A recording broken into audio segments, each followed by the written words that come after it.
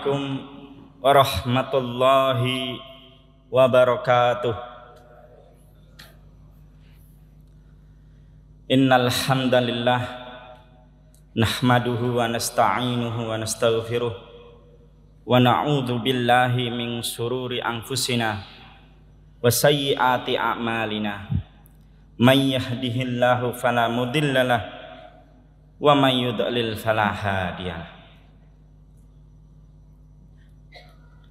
Ma'asyiral kaumul muslimin, jamaah salat zuhur Masjid Al-Jabar yang dirahmati dan diberkahi oleh Allah. Di siang hari yang penuh rahmat, nikmat dan berkah ini, biiznillah kita masih bisa salat zuhur berjamaah. Tentunya tanpa izin Allah, pasti di antara kita ada yang sedang diberi Allah ujian sakit. Pasti di antara kita ada yang sedang diberi Allah sebuah kesibukan, baik dalam pekerjaan maupun dalam aktivitas sehari-hari. Untuk itu kita perlu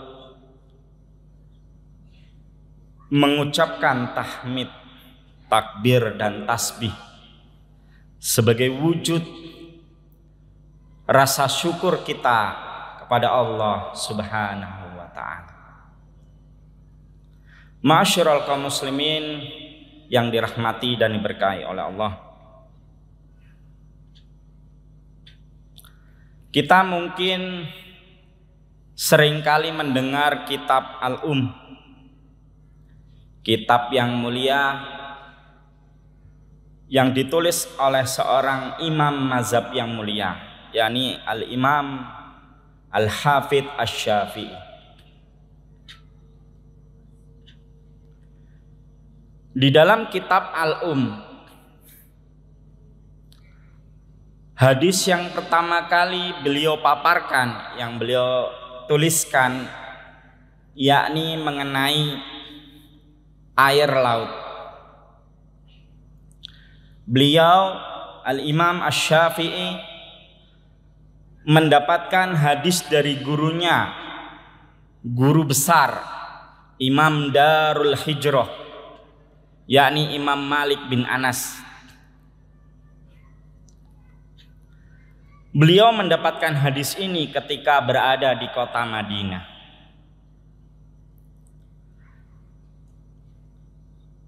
Kata Al-Imam Asy-Syafi'i rahimahullah,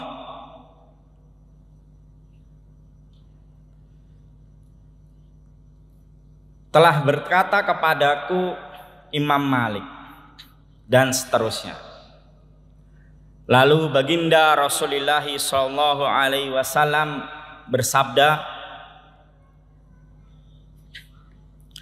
air laut itu adalah mensucikan. Begitu pula hewan-hewan atau binatang-binatang yang berada di dalam. Yuk mari kita coba mengkaji kenapa hadis pertama, pada umumnya kalau hadis-hadis di dalam Sahih Bukhari, Sahih Muslim, itu yang dikaji pasti tentang niat. Hadis pertama pasti tentang niat. Lalu kenapa Imam Syafi'i meletakkan hadis pertama di dalam kitab Al-Ummnya, yakni hadis tentang air laut? Ma'asyiral muslimin yang dirahmati dan diberkahi oleh Allah. Ternyata Imam Syafi'i ingin memberi kita sebuah gambaran akan pentingnya apa itu air. Sebagaimana beliau menyandarkan tulisannya kepada firman Allah Subhanahu wa taala dalam Quran surat Al-Maidah ayat 6. Allah Subhanahu wa taala berfirman, A'udzubillahi minasyaitonirrajim. Bismillahirrahmanirrahim. Idza kuntum ilas sholati fagsilu wujuhakum wa aydiyakum ilal marafiq. Jika kalian hendak sholat, maka cucilah wajahmu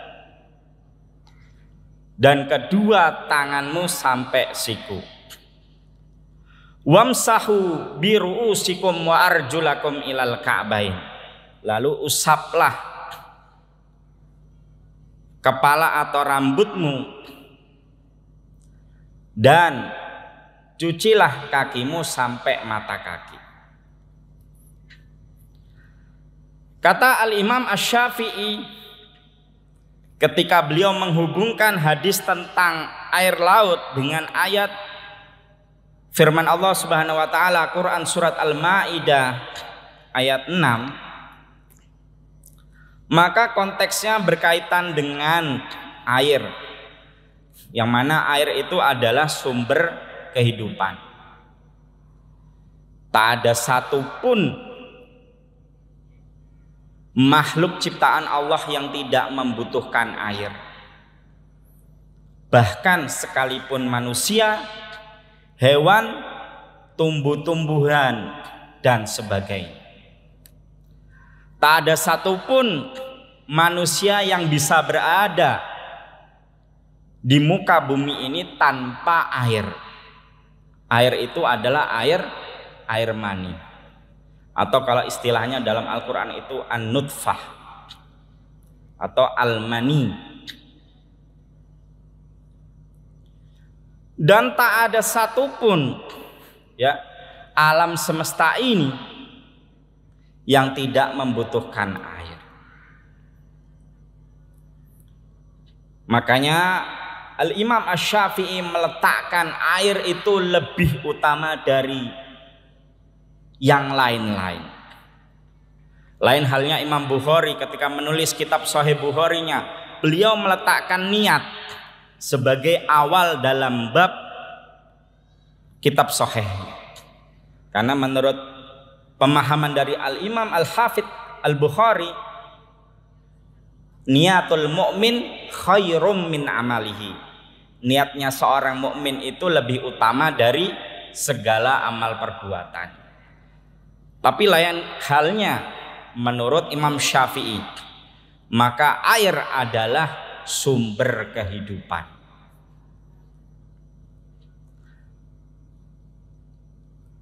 Ma'asyiral muslimin yang dirahmati dan diberkahi oleh Allah.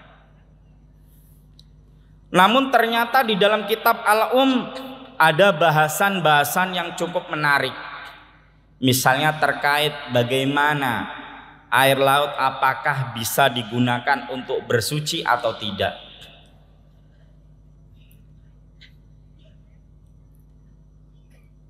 Di antara para sahabat ada yang berpendapat air laut itu tidak bisa digunakan untuk bersuci. Di antaranya ada pendapat dari sahabat Abdullah bin Umar. Ada pendapat dari sahabat Jabir bin Abdullah. Ada pendapat dari sahabat Abdullah bin Amr bin As. Bahkan kata seorang sahabat yang dijamin masuk surga yang bernama Abdullah bin Amr bin As, ternyata air laut itu adalah bagian dari api neraka. Nah, ini sangat unik ya. Kenapa bisa air laut itu bagian dari api neraka? Ini yang berkata ini adalah seorang sahabat yang bernama Abdullah bin Amr bin As. Yuk mari kita telusuri. Kita lihat bagaimana pendapat yang disampaikan oleh seorang sahabat yang bernama Abdullah bin Amr bin As. Ternyata ada sebuah riwayat yang menerangkan bahwasannya di bawah air laut itu memang terdapat api neraka. Jadi riwayat ini jamaah sekalian bisa lihat di dalam kitab Al-Mu'jam maupun di dalam kitab As-Sunan Al-Kubra karya Al-Hafidz Al-Baihaqi. Jadi di bawah air laut itu ternyata ada api neraka. Di bawahnya api neraka ada air laut lagi. Jadi ternyata bumi ini berisi lapisan-lapisan. Ya, sebagaimana di dalam hadis sahih digambarkan bumi ini terdiri dari 7 lapisan. Oleh karena itu, air laut menurut pendapat sebagian sahabat itu tidak bisa digunakan untuk bersuci, yakni berwudu. Kenapa? Karena zatnya dia asin, rasanya asin. Kalau kita gunakan untuk bersuci akan membuat sholat kita menjadi tidak khusyuk. Cobalah bapak-bapak, ibu-ibu sekalian berwudu pakai air laut. Tentunya akan membuat badan kita lengket dan akan membuat sholat kita menjadi tidak khusyuk. Sedang Allahu Akbar, waduh, nggak bisa dilepas Pak Bu tangannya ya, karena lengket.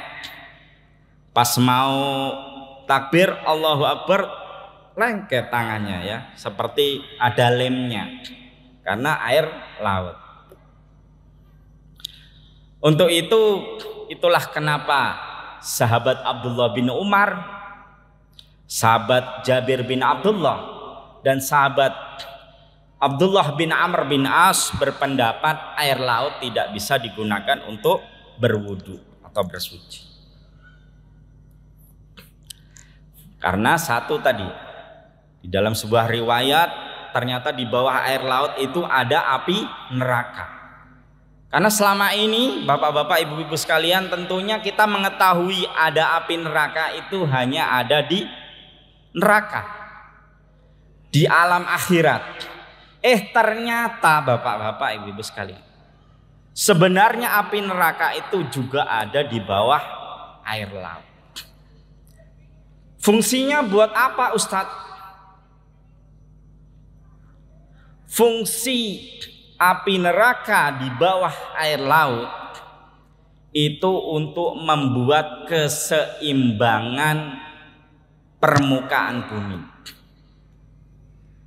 Jika tidak ada api neraka di bawah air laut, ya, ini penelitian yang dilakukan oleh Imam Syafi'i ya. Jika tidak ada api neraka di bawah air laut, maka air laut itu akan selalu bergejolak, yang nanti akan mudah membuat sebuah musibah, misalnya tsunami. Bapak-bapak tentunya, ibu-ibu tentunya gak akan bisa melupakan tragedi tsunami. Bisa menghancurkan kota suci Aceh ya.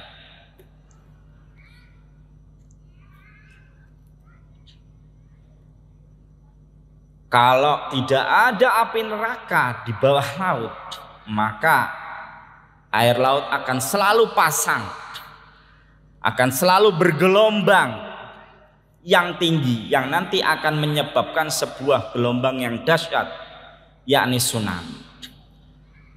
Itulah fungsi dari api neraka di bawah air laut, untuk menyeimbangkan ya permukaan bumi. Bagaimana jika tidak ada api neraka? Istilahnya ya Bapak Ibu, ini kompor, ada airnya, di bawahnya ada api. Maka air ini akan selalu menyusut. Air laut akan selalu menyusut dengan adanya api neraka. Kalau tidak disusutkan, air laut ini akan menenggelamkan permukaan bumi. Itulah fungsinya api neraka di bawah air air laut untuk menyeimbangkan permukaan bumi sehingga permukaan bumi tidak akan tenggelam dengan air laut. Karena kalau bapak-bapak, ibu-ibu sekalian melihat bentuk permukaan bumi ini, daratan dan lautan itu tidak seimbang. Daratan itu hanya sepersekian persen, sedangkan lautan itu lebih dari 50%. Makanya kalau tidak ada api neraka yang ada di bawah air laut, maka air laut akan terus bertambah debitnya dan tidak akan pernah berkurang, maka akan terus menenggelamkan permukaan bumi. Nah, itulah kenapa kemudian Imam Syafi'i menulis hadis pertama di dalam yakni tentang air laut. Jamaah sekalian yang dirahmati dan diberkahi oleh Allah, Imam Syafi'i ingin memberikan kita sebuah pelajaran. Yang pertama, satu, air adalah sumber kehidupan.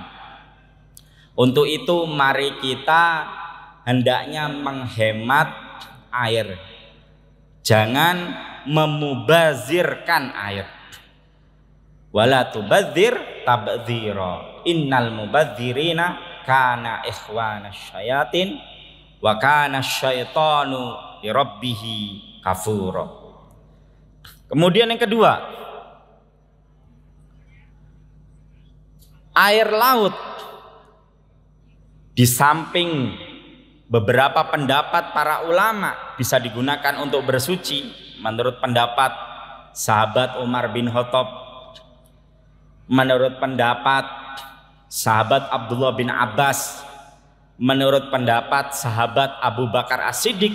Namun ternyata air laut juga di sebagian pendapat para sahabat yang lain tidak bisa digunakan untuk bersuci.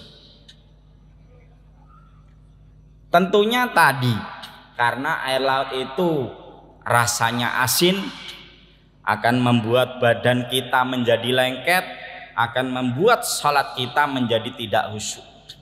Kita mau rukuk, tangan kita masih nempel antara tangan kanan dengan tangan kiri. Kemudian yang ketiga, pelajaran yang ketiga, yakni kenapa air laut di bawahnya terdapat api neraka? Karena untuk menyeimbangkan permukaan bumi. Jika tidak ada api neraka di bawah air laut, maka debit air laut akan menjadi banyak dan luas, lalu akan bisa menenggelamkan permukaan bumi. Ya logikanya kalau bapak-bapak, ibu-ibu masak, airnya kita masak pakai api, pasti debit air itu akan berkurang. Begitu pula air laut.